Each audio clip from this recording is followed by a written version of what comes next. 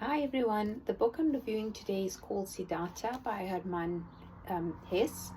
I got my copy from Take a Lot. This is not one of the typical books I read, but it came recommended.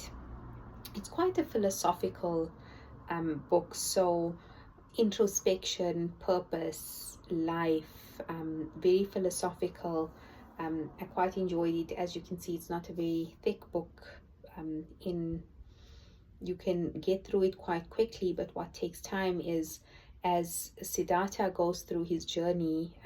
If you'd like to journal and introspect and go through similar emotions and ask yourself how this translates into the philosophy of your life and your purpose and what you're looking at, I would then recommend the book.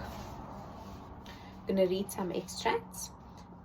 But he, Siddhartha, did not give himself joy. He was no pleasure to himself.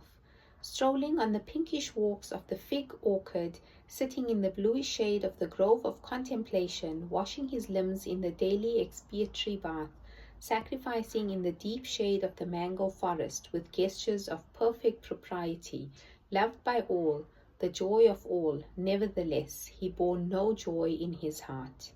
Dreams came to him, and uneasy thoughts, flowing to him from the water of the river, sparkling from the night stars, molten in the rays of the sun, dreams came to him, and restlessness of the soul, smoking to him out of the sacrifices uttered from the verses of the Rig Veda, trickling from the teachings of the old Brahman.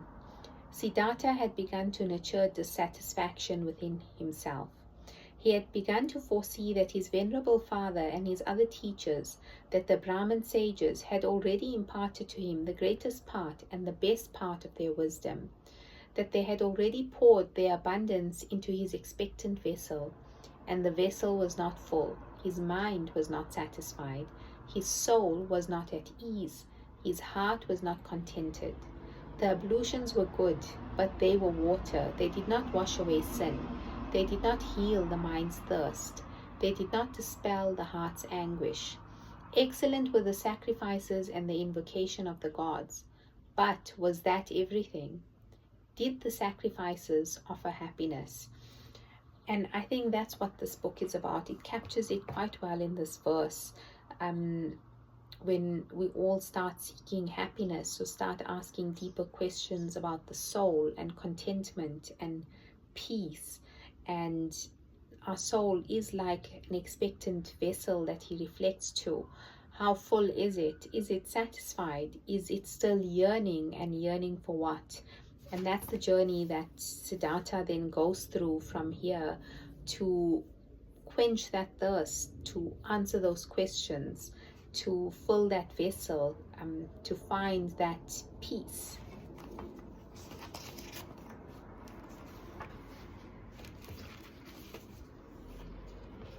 Then the next part of his journey. Dear Kamala, Siddhartha said, rising to his full height, when I visited you in your grove, I took the first step. It was my intention to learn love from the most beautiful woman. From the moment that I formulated that intention, I also knew that I would carry it out. I knew that you would help me. I already knew it when you gave me that first look at the entrance to the grove. But if I had not been willing, you were willing. Look, Kamala, if you throw a stone into the water, it hastens to the bottom by the quickest route. Thus it is when Siddhartha has a goal or an intention. Siddhartha does not act, he waits. He thinks, he fasts. But he pierces through the things of this world as the stone goes through the water, without performing any action, without bestirring himself. He is drawn, he lets himself fall. His goal draws him towards itself, because he admits nothing into his soul that could oppose that goal. That is what Siddhartha learned from the Samanas.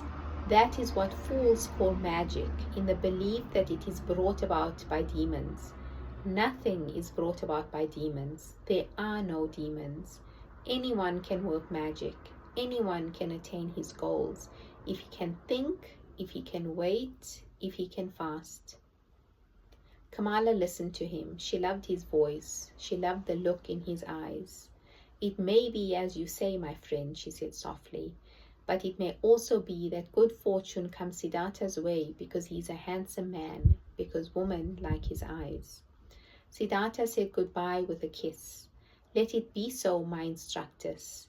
May you always like my eyes. May good fortune always come to me from you. And that's the next part of his journey, right? Discovering love and going through this motion. But here he talks something very powerful about the power of intent and intention. And that once you set that intention, you don't, and I'm going to reread this. His goal draws him toward himself because he admits nothing into his soul that could oppose that goal. And I want you to let that sink in, because how many times, firstly, do we even know what we want? And when we do, aren't we the first ones internally who keep questioning ourselves, right? Who keep thinking, but this, can I? Will I? Or it can never happen because of X, Y, because of that. We allow so many things to come into our soul that oppose the very intention that we set. And the last extract I'd like to read. This Brahmin, he said to a friend, is no real merchant and will never become one. He is never passionately involved in the business. But he opposes the secret of those people to whom success comes all on its own, whether because a lucky star was shining when they were born, or through magic, or through something he learned from the Samanas. He always appears to be merely playing with business. It never completely occupies his mind. It never dominates him. He is never afraid of failure. He never frets over a loss. And I think that was the last part of his journey, and something that should teach all of us. Why are we so afraid of failure? Why do we fret so much over losses? Because isn't it through failure that we succeed? Isn't failure our learning steps towards that? And that was at this chapter of Siddhartha's life that he goes through that. So, great philosophical read. If you've read it, let me know what your thoughts are, and let me know what you're reading right now.